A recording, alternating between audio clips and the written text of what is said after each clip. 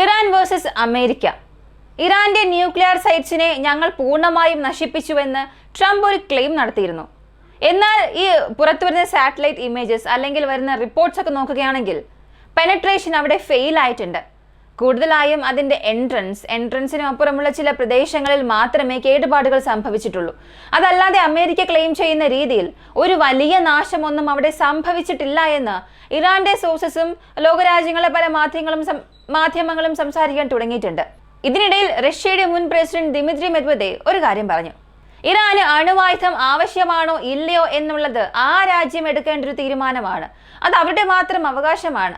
അത്തരം ഒരു പദ്ധതി അവർ ചെയ്യുമ്പോൾ അമേരിക്ക ആവശ്യമില്ലാതെ അതിനുള്ളിലേക്ക് പ്രവേശിക്കുകയാണ്.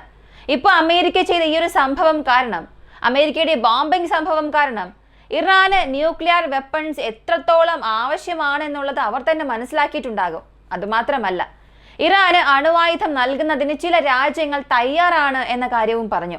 അണുവായുധം എന്നൊക്കെ പറയുമ്പോൾ ലോകത്തിലെ ചുരുക്കം ചില രാജ്യങ്ങളുടെ പക്കൽ മാത്രമേ അണുവായുധമുള്ളൂ. അതും പകുതി വെസ്റ്റേൺ കൺട്രീസ്. ബാക്കി ഇവിടെ ഈ റഷ്യ, ചൈന, ഇന്ത്യ, പാകിസ്ഥാൻ പോലുള്ള ഈസ്റ്റേൺ ബ്ലോക്കിലുള്ള കൺട്രീസ് ആണ്. ഇതിൽ ആരാണ് ഇറാന് സപ്പോർട്ട് ചെയ്യുന്ന രീതിയിൽ അണുവായുധം നൽകാൻ തയ്യാറാവുക? ഈ ചോദ്യം ഉയർന്നു വരുന്നുണ്ട്. ഒരു പക്ഷേ റഷ്യ നൽകുമോ? ചൈന നൽകുമോ? ഇന്ത്യ എന്തായാലും നൽകില്ല. പാകിസ്ഥാൻ നൽകുമോ? ഈ ചോദ്യങ്ങളെല്ലാം വരുന്നുണ്ട്. ഇതിനെക്കുറിച്ച് നമുക്കറിയാം. കൂടാതെ ന്യൂക്ലിയർ നോൺ പ്രൊളിഫറേഷൻ ട്രീറ്റി, അണുവായുധം നിർമ്മിക്കില്ല എന്ന സംഘടനയിൽ ഇറാൻ ഇന്നും ഒരു അംഗമാണ്. അതിനെ വിട്ട് ഞങ്ങൾ പുറത്തേക്ക് പോകുന്നു എന്നുള്ളൊരു അറിയിപ്പും ഇപ്പോൾ നൽകി. ഇത് സത്യത്തിൽ പ്രധാനപ്പെട്ടൊരു നീക്കം തന്നെയാണ് ഇറാൻ ഇസ്രായേൽ കോൺഫ്ലിക്റ്റിൽ. ഇവയെക്കുറിച്ചെല്ലാം ഈ വീഡിയോയിലൂടെ വിശദമായി അറിയാം.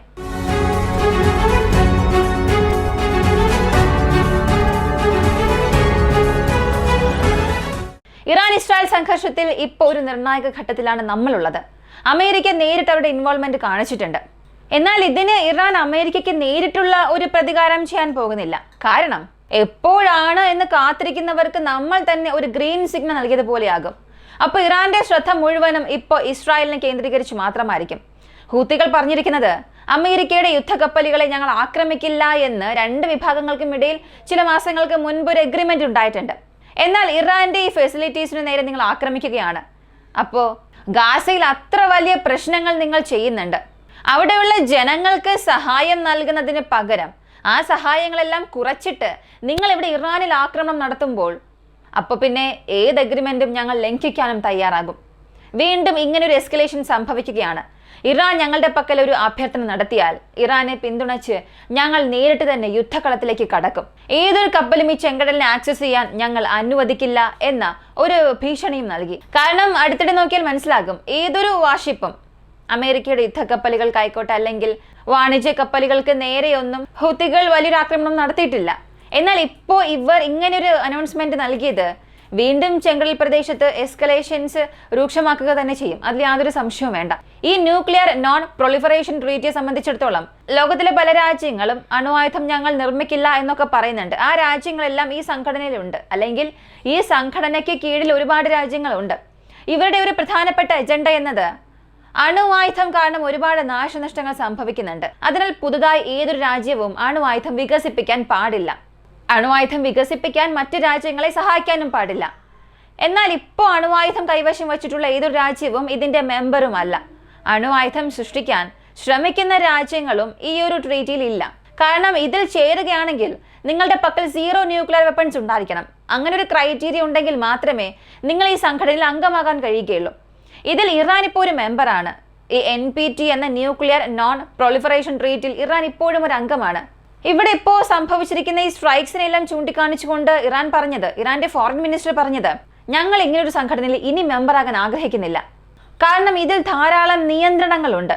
ഞങ്ങൾ ന്യൂക്ലിയർ വെപ്പൺസ് സൃഷ്ടിക്കുന്നതിന് ആവശ്യമായ യുറേനിയം എൻറിച്ച് ചെയ്ത് അവസാനിപ്പിക്കുന്നതിന് ഇതൊരു വലിയ തടസ്സമാണ്.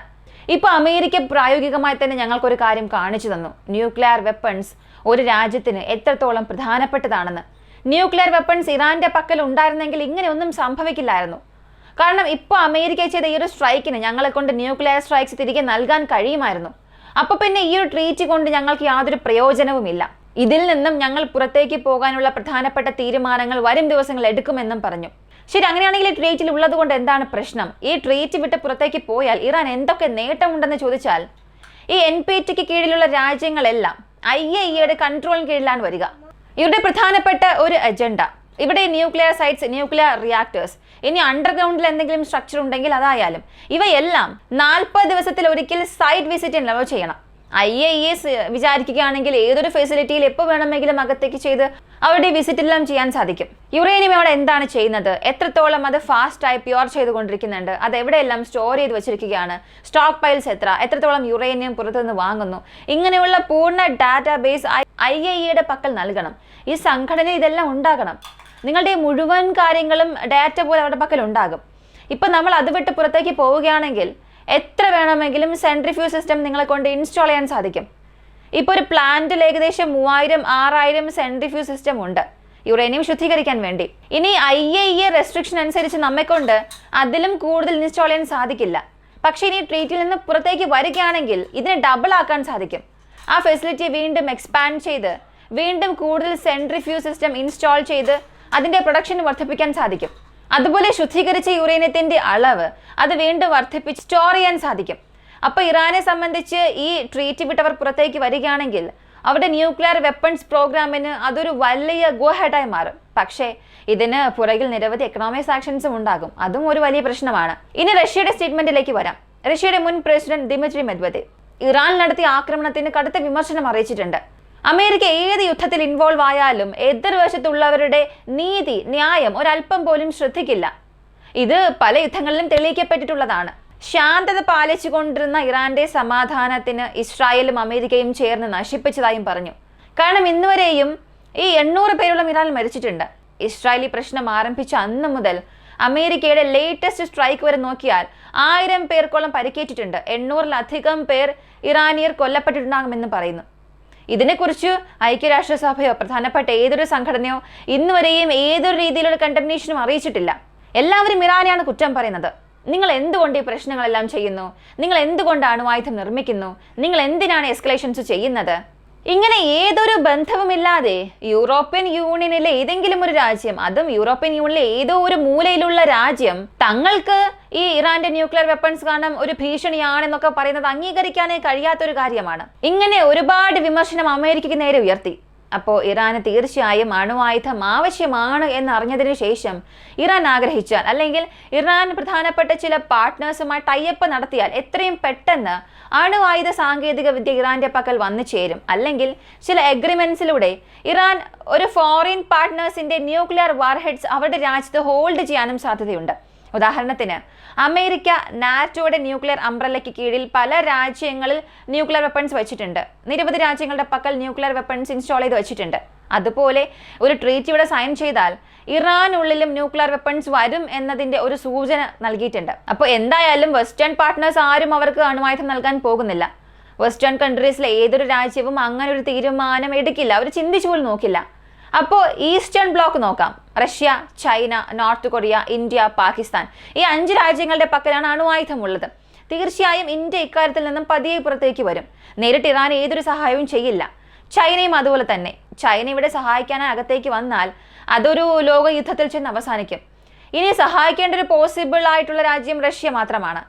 കാരണം പാകിസ്ഥാന് ഇവിടെ നേരിട്ട് ഇൻവോൾവ്മെന്റ് നൽകാൻ സാധിക്കില്ല. കാരണം ഈ ഡൊണാൾഡ് ട്രംപിനെ നോബൽ പ്രൈസിന് വേണ്ടി തങ്ങൾ റെക്കമെൻഡ് ചെയ്യുമെന്നൊക്കെ പറഞ്ഞ രാജ്യമായിരുന്നു പാകിസ്ഥാൻ. എന്നാൽ അങ്ങനെ പറഞ്ഞ അടുത്ത ദിവസം തന്നെ ഇങ്ങനൊരു സ്ട്രൈക്കും നടന്നു. അപ്പോൾ അതിനൊരു കണ്ടംനേഷൻ നടത്തേണ്ട രീതിയിൽ അവിടെ ഇൻഫ്ലുവൻസ് അത്ര വലുതല്ല. ഇൻഫ്ലുവൻസ് ഇല്ല എന്നതിനപ്പുറം ഇവിടെ പാകിസ്ഥാൻ ഇറാന് ന്യൂക്സ് നൽകുമെന്നുള്ളൊരു തീരുമാനം വന്നാൽ ഇസ്രായേൽ പാകിസ്ഥാനെ വെറുതെ വിടില്ല. അങ്ങനെയുള്ളപ്പോൾ ഇവിടെ ക്യാപ്പബിളായ ഒരാൾ റഷ്യ മാത്രം. എന്നാൽ റഷ്യയ്ക്കും അത്ര പെട്ടെന്ന് ന്യൂക്സ് അങ്ങനെ ഇറാൻ നൽകാൻ കഴിയില്ല. അതിന് പുറകിലും ഒരുപാട് പ്രശ്നങ്ങളുണ്ട്. കാരണം ഓപ്പോസിറ്റ് ഉള്ളത് ഇസ്രായേൽ എന്ന രാജ്യമാണ്. ഇസ്രായേലിനും റഷ്യയ്ക്കും ഇടയിൽ ഒരുപാട് കണക്ഷൻസ് ഉണ്ട്. ഇവിടെ റഷ്യ അണുവായുധം നൽകുന്നത് തീർച്ചയായും ഇസ്രായേൽ ആഗ്രഹിക്കില്ല. അതിനും അപ്പുറം ഇറാന് അണുവായുധങ്ങൾ ഹോസ്റ്റ് ചെയ്യാനുള്ള ഒരു എഗ്രിമെന്റ് സൈൻ ചെയ്യുകയാണെങ്കിൽ ഏതെങ്കിലും ഒരു വലിയ കാര്യം ഇറാനിൽ നിന്നും എടുത്തുകൊണ്ട് മാത്രമേ റഷ്യ അങ്ങനൊരു എഗ്രിമെന്റ് ചെയ്ത് ന്യൂക്സ് നൽകുകയുള്ളൂ. അത്ര പെട്ടെന്നൊന്നും റഷ്യ എടുത്തു കൊടുക്കില്ല. അപ്പോൾ ഇതിനുശേഷം മിഡിൽ ഈസ്റ്റിൽ നടക്കുന്ന ഈ ജിയോ പൊളിറ്റിക്സ് ഒന്ന് തീകത്തി എരിയാൻ പോവുകയാണ്. ഒരുപക്ഷെ റഷ്യ ന്യൂക്സ് നൽകിയാൽ പോലും അത് ഹോസ്റ്റ് ചെയ്യാൻ ഇറാൻ ആഗ്രഹിക്കില്ല. കാരണം നിങ്ങൾ ഒരു രാജ്യത്തിന്റെ പക്കൽ നിന്നും ന്യൂക്ലിയർ വെപ്പൺസ് വാങ്ങി നിങ്ങളുടെ രാജ്യത്ത് സ്റ്റോർ ചെയ്ത് അവരുടെ ന്യൂക്ലിയർ അംബ്രല്ലയ്ക്ക് കീഴിൽ വരാൻ തുടങ്ങുകയാണെങ്കിൽ നിങ്ങളുടെ nuclear development nuclear weapon development project അത് അങ്ങനെ സ്റ്റോപ്പ് ആകും. നിങ്ങളെ കൊണ്ട് അതിനപ്പുറം വലിയ രീതിയിലേക്ക് പോകാൻ സാധിക്കില്ല. അടുത്ത ഘട്ടത്തിലേക്ക് എത്താൻ വീണ്ടും പല ദിവസങ്ങളെടുക്കും.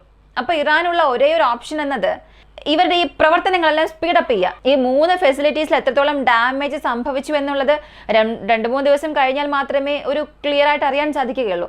ഒരു പക്ഷേ അവരുടെ സെൻട്രിഫ്യൂജ് സിസ്റ്റത്തിൽ മാത്രമേ കേടുപാടുകൾ സംഭവിച്ചിട്ടുള്ളൂ എന്നുണ്ടെങ്കിൽ വരും ദിവസത്തിൽ ഇറാനെ കൊണ്ടത് റീപ്ലേസ് ചെയ്യാൻ സാധിക്കും. എന്നാൽ അതിനും അപ്പുറം ഈ സയന്റിസ്റ്റിന്റെ ലോസസ്, അവിടെ പ്രധാനപ്പെട്ട ചില എക്യുപ്മെന്റ് ലോസസ് ഒക്കെ സംഭവിച്ചാൽ അത് ഇറാൻ എങ്ങനെ ഹാൻഡിൽ ചെയ്യാൻ പോകുന്നു എന്നുള്ളതിനെ അടിസ്ഥാനമാക്കിയായിരിക്കും അടുത്ത ഘട്ടത്തെക്കുറിച്ച് സംസാരിക്കാൻ തന്നെ സാധിക്കുക. അപ്പോൾ ഇറാന്റെയും ഇസ്രായേലിന്റെയും ഈ ഒരു പ്രശ്നം അടുത്ത ഘട്ടത്തിലേക്ക് പോകാൻ തുടങ്ങിയിട്ടുണ്ട്. ഒരു ഭാഗത്ത് ഇറാന്റെ എയർ സ്പേസിനുള്ളിൽ ഇസ്രായേൽ ആക്രമിക്കുക, ഇറാനിൽ നിന്നുകൊണ്ട് തന്നെ അവരുടെ മിസൈൽസിനെ ഇസ്രായേൽ ഹിറ്റ് ചെയ്തുകൊണ്ടിരിക്കുക. ഇങ്ങനെ രണ്ടുപേരും അവരുടെ ഫുൾ പവർ ഫ്ലെക്സ് ചെയ്യാൻ തുടങ്ങിയിട്ടുണ്ട്. ഇറാന്റെ ബാലിസ്റ്റിക് മിസൈൽസിനെ ഇസ്രായേൽ ഡിഫെൻഡ് ചെയ്യുന്ന എഫിഷ്യൻസി 65-ൽ നിന്നും 59 ഇപ്പോൾ മാറിയിട്ടുണ്ട്. അപ്പോൾ ഒരു 10 മിസൈൽസ് അകത്തേക്ക് ഫയർ ചെയ്താൽ അതിൽ 5-6 മിസൈൽസ് മാത്രമേ ഇസ്രായേലിനെ കൊണ്ട് ഇന്റർസെപ്റ്റ് ചെയ്യാൻ സാധിക്കുന്നുള്ളൂ. അതും ഇനി എത്ര ദിവസത്തേക്ക് ചെയ്യാൻ കഴിയുമെന്നും അറിയില്ല. അപ്പോൾ ഈ പ്രശ്നങ്ങൾ ഇതോടുകൂടി ഇവിടെ അവസാനിച്ചില്ലെങ്കിൽ രണ്ട് വിഭാഗവും ഈ ഒരു പ്രശ്നത്തെ മറ്റു രാജ്യങ്ങളിലേക്ക് വ്യാപിപ്പിക്കാൻ തുടങ്ങും. ഈ ഒരു വീഡിയോയെക്കുറിച്ചുള്ള നിങ്ങളുടെ അഭിപ്രായം കമന്റിൽ പറയുക. കൂടുതൽ അപ്ഡേറ്റ്സിനായി വോയിസ് ഓഫ് വിക്കി നമ്മുടെ ചാനൽ സബ്സ്ക്രൈബ് ചെയ്യുക. മറ്റൊരു വീഡിയോയുമായി വീണ്ടും കാണാം.